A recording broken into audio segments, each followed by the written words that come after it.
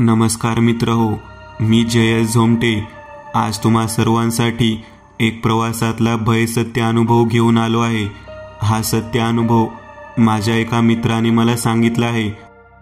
मित्र हो, ह्या पृथ्वी तळावर जो मानव जन्म घेऊन येतो तो कधी ना कधी मरणारच आहे, कारण इथे कोणीही कायमचा पाहुणा आलेला नाही। प्रभू श्रीकृष्णांच्या म्हणण्यानुसार मृत्यू हेच अंतिम सत्य आहे। साक्षात श्रीकृष्ण भगवंतांना सुद्धा आपला मृत्यू चुकला नव्हता। मित्र हो, ज्या मानवाला अकाली, अपघाती, खून, हत्या अशा श्रेणीतून मरण येतं तेव्हा त्याच्या काही इच्छा, आकांक्षा मागे राहिलेल्या असतात। मग असा अतृप्त इच्छेपोटी, वासनेपोटी तो मानव ज्या ठिकाणी मृत पावतो त्या स्थळावर, त्या ठिकाणी त्या मानवाचा आत्मा अतृप्त भटकंती करत भटकत राहतो। ज्या दिवशी त्या मानवाचा अपघात, खून ज्या ठिकाणी झाला आहे असा त्या मानवाचा आत्मा त्या वक्ताला तिथून जाणाऱ्या वाटसरूंना दिसतो आणि त्यालाच फेरा म्हणलं जातं।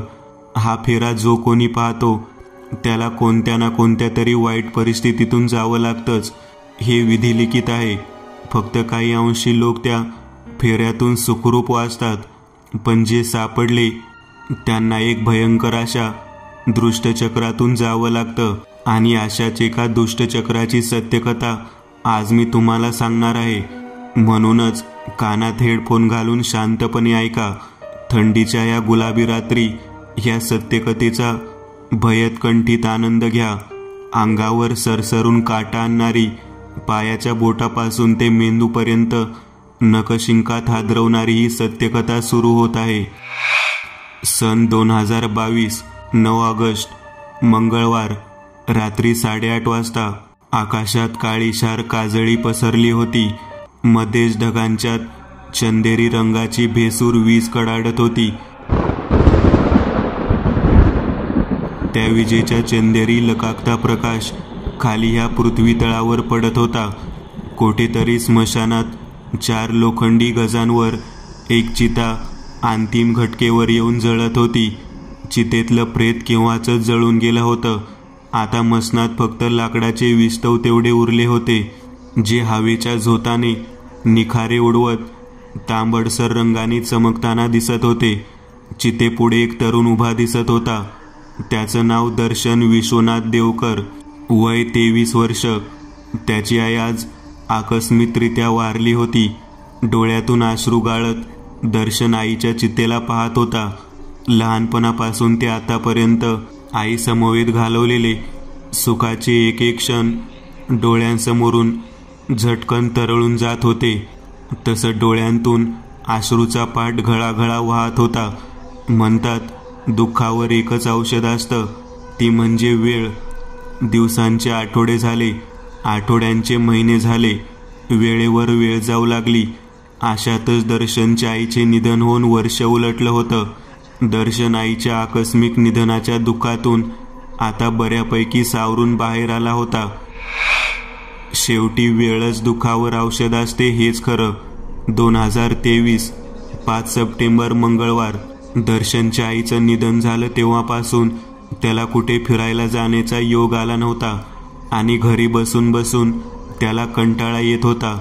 कुठेतरी फिरायला जावं या हेतूने त्याने आपल्या जवळच्या मित्र सुजयला फोन लावला। काय दर्शन, कसा आहेस मित्रा? सुजयने आपल्या मित्राची विचारपूस केली। मी मस्त आहे भावा, पण घरी बसून बसून जाम कंटाळा येतो यार, कुठेतरी फिरायला जाऊयात म्हणतोय। दर्शन म्हणाला, अरे मस्त आयडिया आहे ना भावा, कुठे जायचं पण फिरायला? सुजयने पुन्हा विचारलं। अरे पप्पांनी नवीन गाडी घेतली आहे, तर ते म्हणाले की गाडी घेऊन कुठे फिरायला जायचं असेल तर अगोदर देवधर्माच्या ठिकाणी घेऊन जा। दर्शन सुजयला म्हणाला, असं? मग एक काम करूयात का, आपण साईबाबांच्या शिर्डीला जाऊयात का? सुजयचं बोलणं दर्शनला पटलं होतं। प्लॅननुसार उद्या बुधवार दिनांक 6 तारखेला ते दुपारी घरून शिर्डीला जाण्यासाठी निघणार होते। मग बुधवारची रात्र कोणत्या तरी हॉटेलमध्ये काढून पहाटे 6 वाजता दर्शन करून परत येणार होते। मित्र हो, ह्या जगाचा, ह्या उभ्या ब्रह्मांडाचा मालक तो आहे। सर्वांची कुंडली त्या भगवंताने लिहिली आहे. नशिबात कधी केव्हा काय घडेल काहीच सांगता येत नाही. आज आहोत तर उद्या नसू. दर्शन आणि त्याचा मित्र सुजय दोघांनी फिरायला जायचा प्लॅन केला होता. उद्या आपण फिरायला जाणार हा विचार करूनच मनात आनंदाच्या उकळ्या फुटत होत्या. पण या बिचाऱ्यांना नियतीने त्यांच्या नशिबात काय वाढून ठेवले आहे, त्या धोक्यापासून, त्या अनाहूत संकटापासून दोघे अजान होते. मंगळवारची सुखाची रात्र संपली, कारण आता पुढील दिवस सुटकाचे होते ना. ते कसे ते तुम्हाला पुढे जाऊन कळेलच. बुधवारचा दिवस उजाडला होता. आकाशात पांढरे ढग दिसत होते. ते ढग चेहऱ्यावर फसवा मुखवटा लावून जणू या दोघांना आपला प्रवास सुरू करा असं सांगत होते. कारण पुढे जे काही घडणार होतं ते भयान हृदयद्रावक होतं. 2023 बुधवार 6 वेळ दुपारी 4 वाजता. दर्शन सुजय दोघांचाही शिर्डीला जाण्यासाठी प्रवास सुरू झाला. त्यांच्यासोबत अजून 3 मित्र आले होते. दर्शनला गाडी चालवण्याचा पूर्णतः अनुभव होता. गाडीची स्टीअरिंग त्याच्या हातात परफेक्ट बसली होती. सफेद रंगाची मारुती एक्सल 6 वेगाने हायवेच्या रस्त्यावरून धावत होती. मित्रांच्या चाललेल्या गप्पा गोष्टी, मज्जा मस्तीत प्रवासात कोणीही बोर होत नव्हतं. सर्वांच्या चेहऱ्यावर आनंद झळकत होता. पण पुढे हाच आनंद दुःखात बदलणार होता. दुपारी 4 वाजता सुरू झालेला प्रवास तब्बल 8 तास चालला होता आणि रात्री 12:30 वाजता संपला होता. सर्व मंडळी सुखरूप श्री क्षेत्रात दाखल झाली होती. दर्शनच्या मित्रामधल्याच कोणीतरी एका मित्राचा शिर्डीमध्ये असलेल्या एक हॉटेलचा मालक ओळखीचा होता, ज्या कारणाने रूम शोधायची काही गरज पडली नव्हती. सर्वजण रूममध्ये आले. रूम म्हणायला मोठी होती. 4ही बाजूच्या भिंतींना तपकिरी रंगाने रंग दिला होता. दरवाजाच्या डाव्या बाजूला 2 सिंगल मखमली मौशार पांढऱ्या गादीचे बेड होते. बेडच्या उजव्या बाजूला एक दरवाजा होता. तो दरवाजा म्हणजे वॉशरूम होय. बेडच्या पुढे 10 पावलांवर भिंतीवर टीव्ही होती. वर स्पेशल डिझाईनचं सिलिंग होतं आणि त्यात LED लाईट बसवलेले. रूममध्ये झगमगाट पसरला होता. रूम कशी 5 स्टार होती. सर्वांनी आपापल्या बॅगा एका बाजूला ठेवल्या आणि कोणीतरी AC चालू केली. रूममध्ये हलकासा थंडावा पसरला. मग थोड्याफार गप्पा झाल्या आणि सर्व झोपी गेले. दुसऱ्या दिवशी गुरुवार 7 सप्टेंबर 2023 सर्वांनी लवकर उठून आंघोळ वगैरे केली आणि साईबाबांची काकड आरती सुरू होण्या अगोदर मंदिरात पोहोचले. साईबाबांचे दर्शन करण्यासाठी सकाळीच भक्तांची लांबच्या लांब रांग लागलेली दिसत होती. त्या भक्तांची रांग पाहता साईबाबांवर असलेल्या भक्तांच्या प्रेमाची प्रचिती दिसून येत होती. लांब लांबचे देश विदेशातले लोक लाखो मैलाचं अंतर पार करून बाबांचे दर्शन घेण्यासाठी भक्त श्री क्षेत्रात आले होते. 5-10 सेकंदासाठी त्या मूर्तीला पाहताच प्रवासातला थकवा निघून जात होता. हीच तर त्या विधात्याची करणी होती. सर्वांनी साईबाबाचं दर्शन घेतलं. साईबाबांचे स्पेशल शिर्डीचे लाडू घ्यायचेही मंडळी विसरली नाहीत. लाडू घेऊन सर्वजण पुन्हा रूमवर आले. सध्या सकाळचे 10 वाजले होते. मग सर्वांनी पुन्हा थोडासा आराम करायचं ठरवलं. तसंही डोळ्यांवर थोडीफार झोप होतीच. सर्वजण मस्तपैकी झोपेच्या अधीन झाले. मग 3:45 वाजता सर्वांना जाग आली. फ्रेश वगैरे होऊन सर्वांनी निघायची तयारी केली. आपापलं सामान घेऊन सर्वजण गाडीपाशी पोहोचले. अरे बापरे दर्शन, अरे हे ढग बघ, असं वाटतंय जोराचा पाऊस पडणार आहे. सुजय वर आकाशात पाहत म्हणाला. कारण आकाशात झाकोळून आलं होतं. चोही दिशेना काळ्या करपट ढगांचा मायाजाळ पसरला होता. घड्याळात 2:10 झाली असताना संध्याकाळच्या 7 वाजल्यासारखा अंधार दाटून आला होता. त्या आकाशातल्या गढूळ वातावरणाला पाहता जणू असं वाटत होतं की हा निसर्ग ह्या 5ही जणांना पुढे घडणाऱ्या अशुभ अनाकलनीय संकटाची चाहूल लावून देत होता. पण ते समजण्या इतपत मानव प्रगत थोडी ना होता. अरे काही नाही होत, बस गाडीत, बरोबर पोहोचू आपण, दर्शन बिनधास्तपणे उच्चारला. सर्वजण गाडीत बसले आणि एकदाचा परतीचा प्रवास सुरू झाला. काळ्याभोर कचकड्याच्या आकाशातला तो काळसर विषारी प्रकाश चहू दिशेंना पोचला होता. काही वेळातच गाडीने शिर्डी मागे सोडली. गाडीच्या हेडलाईटचा पिवळसर प्रकाश पेटला होता. त्या हेडलाईटचा पिवळसर प्रकाश डांबरी रस्त्यावर पडत होता. गाडीने आता जरासा जंगली भाग पकडला होता. जंगलातून मधोमध असलेल्या वाकड्या तिकड्या रस्त्यावरून गाडी वेगाने धावत होती. गाडीत दर्शन, सुजय, मागे बसलेले त्यांचे 3 मित्र असे मिळून 5 जणांच्या छानशा गप्पा गोष्टी सुरू होत्या.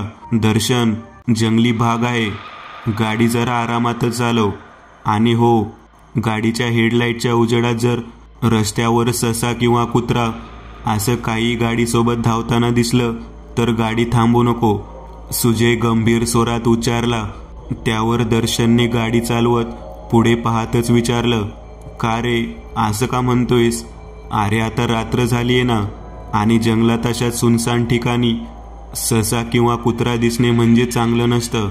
असं म्हणतात की आपला काळ मृत्यू त्या प्राण्याच्या रूपात आपला जीव घेण्यासाठी आलेला असतो. त्या प्राण्याच्या रूपात आपला जीव घेण्यासाठी आलेला असतो. आणि जर आपण त्या वक्ताला गाडी थांबवली तर ते भूत, पिशाच, चकवा, चकाट्या आपला जीव घेतल्याशिवाय आपल्याला सोडत नाहीत. सुजय गंभीर स्वरात म्हणाला. पण मागे बसलेल्या 1-2 जणांनी त्याचं बोलणं हास्यावर नेलं. पण सुजय मात्र आपल्या बोलण्यावर ठाम उभा होता. गाडी अंधाराला चिरत रस्ता कापत होती. काळ्या रस्त्यावरून गाडीचे व्हील्स वेगाने फिरत होते. मध्येच येणाऱ्या एखाद्या खड्ड्याने गाडी जराशी हालत डुलत होती. गाडीच्या 4ही बाजूंच्या काचा बंद होत्या. त्या बंद काचेवर हवेचे झोत आदळत होते. त्यांचा धप-धप असा हलकाशार आवाज होत होता. गाडीचा पिवळसर हेडलाईटचा प्रकाश आजूबाजूची ती मोठमोठाली राक्षसी दैत्यासारख्या झाडांची आकृती नजरेस पाडून देत होता. पण जशी गाडी पुढे निघून जायची, ते उजळून निघालेलं झाड पुन्हा अंधारात बुडून जायचं. मग त्या गहिऱ्या गूढ काळोखात त्या झाडाकडे पाहिल्यावर कोणीतरी त्या झाडावर दबा धरून बसला असल्याची ती भयमय जाणीव व्हायची. किरकिर आवाज करत रातकिडे ओरडत होते. मध्ये जंगलात कोणत्या तरी अज्ञात झाडावर बसलेली ती अभद्र तपकिरी पिसांची वटारलेल्या पिवळ्या जर्द डोळ्यांची दळभद्री घुबड घुतकारत होती. दर्शन डोळ्यात तेल घालून ड्रायव्हिंग करत होता. दर 5-6 मिनिटांनी समोरून एक कंटेनर किंवा 4-चाकी गाडी पुढून पास होऊन जाताना दिसायची. मग पुन्हा तीच भीषण, विलक्षण अशी शांतता पसरायची. कधीही न पाहिलेली, अनुभवलेली विलक्षण शांतता. दर 10-15 मिनिटांनी 20-21 बंद लाईटच्या शांत अशा मृत कबरींसारख्या घराचं गाव लागायचं. गावातून जाताना रस्त्यावर स्पीड ब्रेकर आले की गाडीचा वेग कमी व्हायचा. मग गाव मागे सोडलं की गाडीचा वेग पुन्हा वाढायचा. गाडीत आता दर्शन एकटा जागा होता. सुजय आणि मागे बसलेले त्याचे 3 मित्र झोपी गेले होते. गाडीत दर्शन आता एकटा जागा होता. संगमनेरचा रस्ता सुरू झाला होता. लांबच्या लांब पसरलेला रस्ता होता तो. त्या रस्त्यावरून गाडी अफाट वेगाने धावत होती. दर्शनचं सर्व लक्ष रस्त्यावर पुढे होतं. तोच रस्त्याच्या एका बाजूने त्याला एक अंगकाठी शरीरयष्टीची म्हातारी पाठमोऱ्या अवस्थेत पायी चालत असताना दिसली. म्हातारीच्या अंगावर एक फिकट रंगाचं लुगडं आणि हिरवट रंगाचा ब्लाऊज होता. डोक्यावरचे मागचे पिंजारलेले पांढरट केस मागून हेडलाईटच्या प्रकाशात स्पष्ट दिसत होते. म्हातारीच्या कमरेत बाक आला असावं, कारण ती म्हातारी वाकून वाकून चालत होती. दर्शनने त्या म्हातारीकडे जास्त काही लक्ष दिले नाही. गाडी वेगाने तिच्या पुढे निघून गेली. तोच पुन्हा 2 मिनिटांनी दर्शनला पुन्हा तेच दृश्य दिसलं. गाडीपासून 30 मीटर अंतरावरती भगवा लुगडा घातलेली म्हातारी चालत होती. पण आता तिच्या चालण्यात जरासा बदल झाला होता. कमरेतला बाक नाहीसा झाला होता आणि ती म्हातारी उभं राहून मंद गतीने हात मोकळे सोडून चालत होती. दर्शनला हे दृश्य पाहून जराशी भीतीच वाटली, पण मनाने धीर दिला. भूत वगैरे थोडी ना असतं. छे, स्वतःवर हसतच त्याने तो विचार धुडकावून लावला. गिअरवर हात ठेवून त्याने हलकेचे गिअर शिफ्ट केला आणि गाडीचा वेग जरासा वाढवला. पण पुन्हा गाडी त्या म्हातारीला पास करून वेगाने पुढे निघून गेली. दर्शनला काडीचीही कल्पना नव्हती की समोर दिसणारे हे दृश्य सामान्य नव्हतं. नजरेस दिसणारा छलावा होता.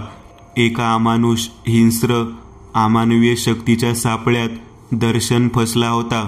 2 मिनिटे झाली होती, पण पुन्हा काही केल्या ती म्हातारीच काय, तर एक गाडी सुद्धा त्याला समोरून जाताना दिसली नव्हती. पण ती म्हातारी पुन्हा दिसली नाही.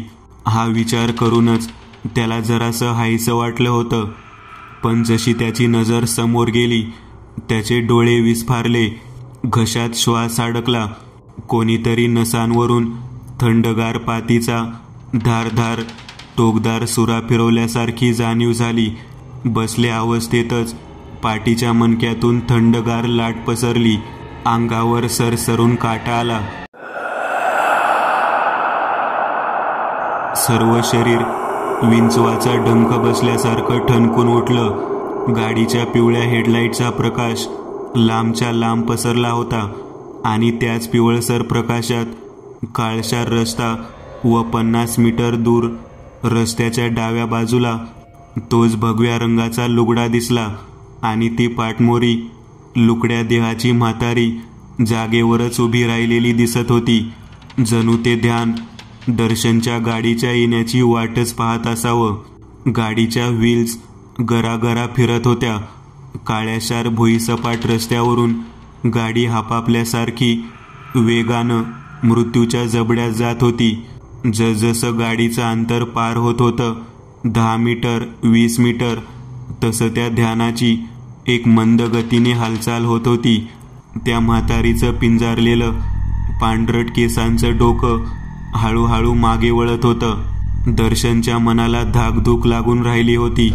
त्या ध्यानाने मागे वळून पाहिल्यावर त्याचं रूप आपल्याला कसं दिसेल आणि आपण ते अभद्र विद्रूप रूप पाहू तरी शकू का? मनात भयंकर विचार आले. त्याने कधीतरी लहानपणी भूताखेतांचे चित्रपट पाहिले होते. तेच कल्पनेत चित्रपटातले रंगरंगोटी केलेले भूतांचे विविध रूप त्या म्हातारीच्या रूपाशी जोडले जाऊ लागले. आकलनापलीकडच्या अकल्पनीय शक्तीचा खेळ सुरू झाला होता. त्या खेळात दर्शन पूर्णतः फसला होता. हळूहळू तिची मान मागे वळत होती. एकदाच तिने वळून घरकन दर्शनकडे पाहिलं. त्या म्हातारीचं ते हिडीस, तामसी, आघोरी, अकल्पनीय रूप दर्शन कधीच विसरणार नव्हता. पूर्ण चेहऱ्यावरची त्वचा काळीशार सुरकुतलेली होती. नाक घुबडासारखे नपटं होतं. गालांची हाडं वर आलेली दिसत होती. डोळ्यातली बुबळे चंदेरी रंगाने हिंस्र श्वापदासारखी चकाकत होती. हानवटी जराशी पुढे आलेली. तोंडातले ते काळेशार दात दाखवत ती हसत होती.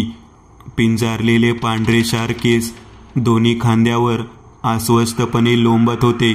कपाळावरचा तो मळकट भरलेला लालसर रक्तासारखा कुंकू गाडीच्या उजेडात ठळक दिसत होता. तिचं ते रूप पाहून दर्शनच्या मनाला जाणीव झाली होती.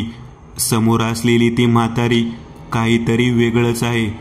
त्या अंधाऱ्या मितीतला अंश आहे. काळोखात वावरणारं मृत्यू आहे. दर्शनची वाचा बसली होती. तोंडाचा आवाजला होता. हा धक्का पचवणे त्याच्यासाठी सोपं नव्हतं. मुळी सोपं नव्हतं. गाडीत एसीची थंड हवा घुमत होती, पण त्या एसीत सुद्धा त्याला दरदरून घाम फुटला होता. दर्शन आणि ती जखीन, हाडळ, कैदाशीन की चेटकीन, ते जे काही दुसऱ्या मितीतलं तिथे उपस्थित होतं, त्याची ती चांदीसारखी लुकलुकणारी नजर दर्शनच्या डोळ्यांवर पडली. या झालेल्या सेकंदभराच्या क्रियेने दर्शनच्या डोळ्यांची दोन्ही पापण्या जड झाल्या. दर्शनच्या मनातले अवांतर विचार पार गळून पडले. मनाची एकाग्रता निघून गेली. मेंदूवर कोणीतरी दुसऱ्यांचाच ताबा असल्यासारखं जाणवू लागलं. त्याच्या डोळ्यांना सुस्ती जाणवू लागली. पापण्या जड झाल्या आणि हलकेच मिटल्या. बंद डोळ्यानाड काळ्याशार पडद्यांवर झटकन एक स्त्रीचा आकार उमटला. मित्रांनो, ती स्त्री म्हणजे दर्शनची वर्षभरापूर्वी मेलेली मृताई होती. आपल्या मुलाला संकटात पाहून त्या आईची आत्मा त्याला वाचवण्यासाठी आली होती. दर्शनच्या मृत आईच्या आत्म्याभोवताली लखलखता पांढरा शुभ्र डोळे दिपवणारा प्रकाश होता. दर्शन, बाळा दर्शन, उठ, डोळे उघड, तिच्याकडे पाहू नकोस, उठ. दर्शनच्या आईचा आत्मा त्याला त्या संमोहित अंमलातून बाहेर काढण्याचा पुरेपूर प्रयत्न करत होता. पण अमानवीय शक्तींचा उच्चांक चांगल्या शक्तींच्या कित्येक तरी पटीने जास्त असतो, कारण त्या हिंस्र, अमानुष, हिंसक असतात. त्यांच्यात दया, माया, प्रेम, आपुलकी या भावनेला थारा नसतो. दर्शनच्या आईच्या मृत आत्म्याने सर्व प्रयत्न करून पाहिले, पण यश मिळालं नाही. शेवटी ती वेगधारी गाडी जाऊन थेट रस्त्याच्या बाजूला असलेल्या झाडावर आदळली. एक मोठा आवाज झाला. गाडीची बोनेट चक्काचूर झाली. हेडलाईट, पुढची काच फुटली होती. विविध पार्ट्स खाली जमिनीवर आस्ताव्यस्तपणे विखुरले गेले होते. गाडीचा अपघात झाला होता. गाडीत असलेले मागचे 3 जण जखमी झाले होते.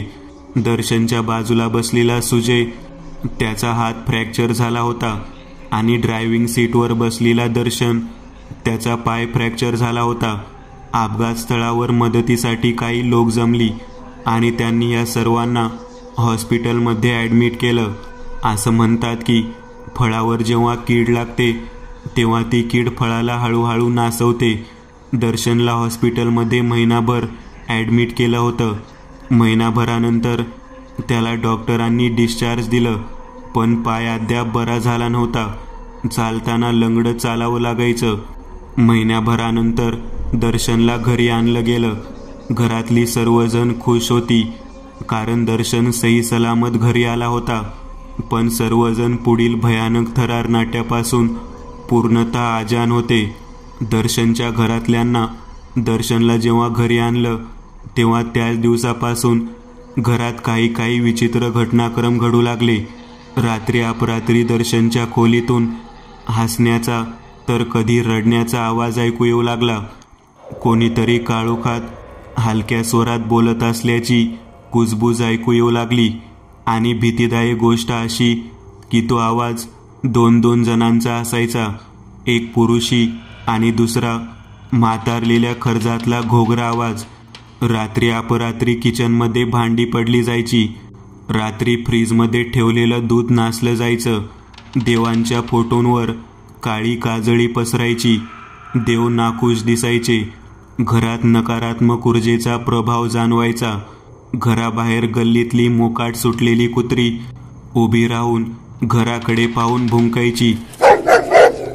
तर 12 वाजता कोणीतरी मरणार आहे की काय अशी घसा फाडून बेसूर आवाजात विवळायची.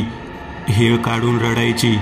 तर 12 वाजता कोणीतरी मरणार आहे की काय अशी घसा फाडून बेसूर आवाजात विवळायची. शेवटी कधी ना कधी हे सत्य समोर येणार होतंच की दर्शनला त्या म्हातारीने झपाटलं होतं. दर्शनच्या घरात त्याचे वडील, एक मोठा भाऊ आणि त्याची बायको असं तो धरून एकूण 4 जण राहत होते. एके दिवशी घरातली सर्वजण हॉलमध्ये जेवायला बसली होती. रविवार असल्याने घरात चिकन बनवलं होतं. दर्शनला सुद्धा त्याचं ताट वाढून दिलेलं. 2 मिनिटे दर्शन अगदी सामान्यपणे जेवत होता. तोच अचानक त्याला न जाणे काय झालं कुणास ठाऊक, तो चिकनचे तुकडे आणि भात बकाबका तोंडात कोंबू लागला. मोठे मोठे घास खाल्ल्याने त्याचं तोंड फुगलं होतं. तोंडातून भाताचे कण खाली जमिनीवर पडत होते. दर्शन, अरे असा काय करतोयस बाळा, नीट जेव, दर्शनचे वडील म्हणाले. पण दर्शन मात्र दर्शन राहिला नव्हता. त्या हाडामासांच्या देहावर कोणीतरी दुसरंच स्वार झालं होतं. मटान, मटान दे मला, मटान दे. दर्शनच्या तोंडातून घोगरा आवाज बाहेर पडला. जागेवरच तो आपलं डोकं आणि शरीर मागे पुढे हलवू लागला. मध्येच 2-3दा हॉलमधील लाईट जराशी चरचरली होती. असं म्हणतात, नकारात्मक शक्ती आसपास असेल तर लाईटच्या लहरींवर त्यांचा गहिरा परिणाम जाणवतो. लाईट हळूहळू चरचरते. कधी कधी स्मशानात लावलेली ट्यूबलाईट सुद्धा रात्री चरचरते. त्यामागचं कारण हेच की त्या जागेत नकारात्मक शक्तीच्या लहरी अगदी लाखो पटीने सक्रिय असतात. भाऊजी, चिकन संपलंय, मी उद्या करते ना, दर्शनची वहिनी कापऱ्या स्वरात म्हणाली. उद्या नाही, मला रोजच मांस पाहिजे आणि आताच्या आता मला एक अख्खी कोंबडी शिजवून पाहिजे, नाहीतर कच्ची तरी आणून द्या. दर्शन भयावह आवाजात हसला. दर्शन, अरे काय होते तुला, बरं वाटत नाहीये का? दर्शनचे वडील काळजीच्या सुरात म्हणाले. ए म्हाताऱ्या, कोण दर्शन? मी दर्शन नाही, मी झपाटले तुझ्या पोराला, माझ्या फेऱ्यात फसलाय तुझा पोर. दर्शनच्या तोंडून आलेला हा आवाज तालास्वरातला स्त्री पुरुष मिश्रित होता, जो ऐकून तिथे उपस्थित सर्वांच्या अंगावर भीतीने निवडुंगाचे काटे फुटले. हे प्रकरण आपल्या हातातलं नाही. दर्शनच्या अंगात काहीतरी विलक्षण असं अनाकलनीय तामसी अमानुष शक्तीचा अंश शिरला आहे. हे समजायला त्या सर्वांना अजून काय हवं होतं? शेवटी दर्शनला त्या शक्तीने काही करायला नको ह्या हेतूने घरातल्यांनी कोंबडी आणली. ती कापली व शिजवली. तासाभराने ताट भरून वाफाळतं चिकन दर्शनच्या समोर ठेवलं. दर्शन भस्म्या झाल्यासारखा बकाबका मांस तोंडात कोंबत होता. असं वाटत होतं की तो कित्येक तरी वर्षाचा भुकेला आहे. हैवानासारखं ते मांस खाऊन झाल्यावर दर्शनचं सर्व शरीर जमिनीवर कोसळलं. तो बेशुद्ध झाला होता. दर्शनला भूताने झपाटले ही वार्ता हवेसारखी गावात पसरली होती. शेवटी कोणीतरी दर्शनला दर्ग्यात घेऊन जाण्यास सुचवलं, जिथे ह्या अमानवीय शक्तींना बाधा झालेल्या मानवापासून विलग केलं जातं. अशी खूप सारी पवित्र ठिकाणी आहेत जिथे पवित्र शक्तींचा वास आहे. त्या पवित्र शक्तींची सीमा असीम आहे.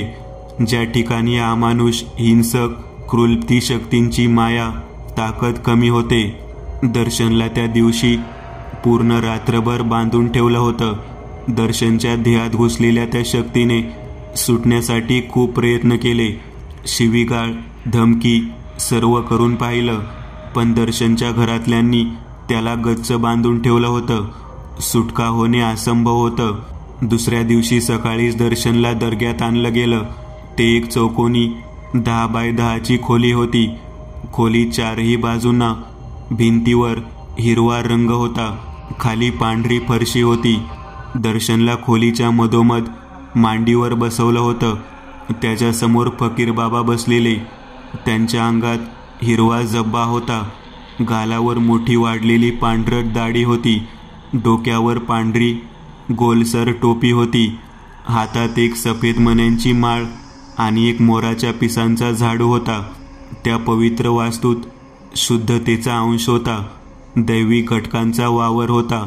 आणि अशा तामसी शक्तींसाठी ही जागा म्हणजे कैदखाना होती.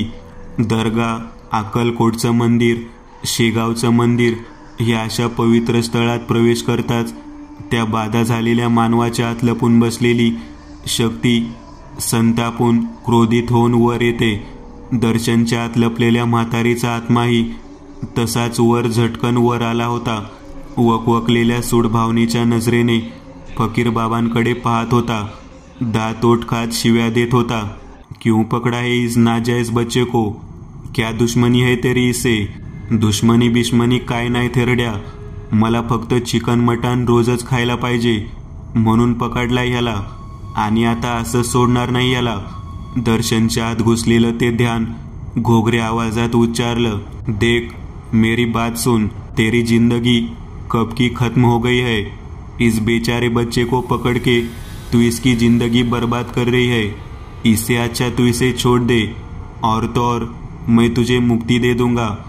फकीर बाबा सौम्य स्वरात म्हणाले, मला मुक्ती बिक्ती काय नको, मी नाही जाणार हे झाड सोडून. दर्शनने जोरात बैलासारखी मान हलवली. तोच फकीर बाबाने हातातला मोराच्या पंखाचा झाडू वेगाने दर्शनच्या पाटणावर मारला. लातों के भूत बातों से नहीं मानते, तुझे जाना पडेगा, बोल.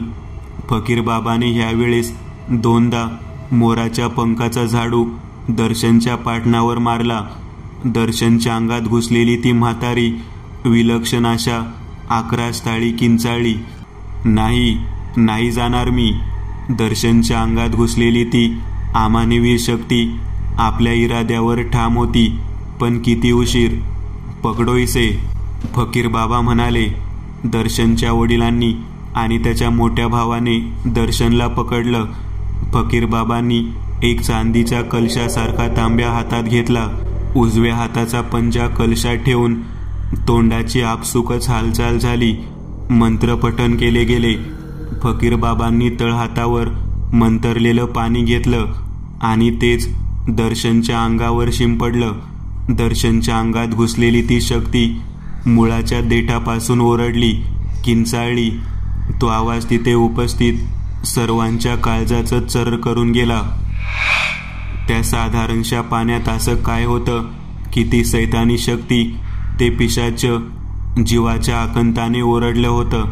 मंत्रांनी साधारणशा पाण्याला लाव्यासारखी शक्ती प्राप्त झाली होती. सामान्य नजरेला जरी ते पाणी सामान्य वाटत असलं तरी त्यात काहीतरी विलक्षण अकल्पनीय असे घटक निर्माण झाले होते, जे त्या अमानवी शक्तीसाठी घातक होते. फकीर बाबांनी दोनदा पाण्याचा शिडकाव केला. दर्शनची अवस्था जराशी बिकट झाली होती. जणू त्याच्या अंगातल्या ध्यानाची शक्ती कमी झाली असावी. फकीर बाबांनी हातात एक पिवळा लिंबू घेतला, दुसऱ्या हातात एक टाचणी घेतली आणि त्या टाचणीचं टोकदार टोक हलकेच दर्शनच्या तर्जनीवर टोचलं. तर्जनीतून लालसर रक्त बाहेर आलं. त्याच रक्तात फकीर बाबांनी ती टाचणी माखवली आणि पुन्हा लिंबाला टोचली. तोंडात पुन्हा मंत्र उच्चारले जाऊ लागले. तसा दर्शनचं पूर्ण शरीर शॉक लागल्यासारखं झटके खाऊ लागलं. त्याचे डोळे पांढरे झाले. दर्शनच्या देहात घुसलेली ती शक्ती कणाकणाने त्या लिंबूत कैद झाली होती. ते पिवळसर लिंबू काळ्या रंगात परावर्तित झालं होतं. जणू त्या शक्तीला आपल्यात सामावून घेताच लिंबूचा रंग काळसर करपड झाला होता आणि पुढच्या क्षणाला दर्शन धपकन जमिनीवर कोसळला. फकीर बाबांनी आपल्याच एका माणसाला बोलावलं. तो काळ्या रंगाचा लिंबू देत त्या माणसाला बोलले, इसमें रूह कैद है, इसको आधी रात में कब्रिस्तान में जाके गाड़ देना और वापस आते वक्त पीछे मुड़ के बिल्कुल मत देखना. त्या माणसाने गपगुमान मान हलवली. लिंबू घेऊन निघून गेला. फकीर बाबांनी दर्शनच्या वडिलांकडे पाहिलं. आपके बच्चे को एक भयानक रूह ने पकड़ा था. आधी रात को अंधेरे में घूमने वाले एक ताकतवर शैतानी रूह थी वो. पर अब आपका बच्चा सेफ है. इस बच्चे को ये तावीज पहना दीजिए. इस तावीज से उसे डर नहीं लगेगा. फकीर बाबा म्हणाले. दर्शनच्या वडिलांनी फकीर बाबांनी दिलेला तावीज घेतली आणि फकीर बाबांना मनोभावे हात जोडले. तर मित्रांनो, अशा प्रकारे एका भयंकर शक्तीच्या फेऱ्यात सापडून त्या शक्तीने बाधित झालेला माझा मित्र सुखरूपरित्या बचावला होता. एक महाभयंकर दुष्टचक्राचा अंत झाला होता. मित्रांनो, आज पुरतं एवढंच. तुम्हाला जर काही गोष्ट आवडली असेल तर नक्की लाईक करा. तुमच्यापैकी बरेचसे जण व्हिडिओ लाईक न करताच पळून जातात, पण हा जर व्हिडिओ तुम्ही लाईक केला तर मला जरा बरं वाटेल. आणि असेच भारी भारी व्हिडिओ बनवायची माझ्यात एनर्जी येईल. त्यामुळे नक्की लाईक करा. आणि अजूनही कोणी या चॅनलला सबस्क्राईब केलेलं नसाल तर लगेच सबस्क्राईब करून टाका. आणि बाजूची घंटी ती मात्र दाबायला विसरू नका. देवाची घंटी आहे ती. चला तर मग पुन्हा भेटूया अशीच एक आगळी वेगळी गोष्ट घेऊन पुढच्या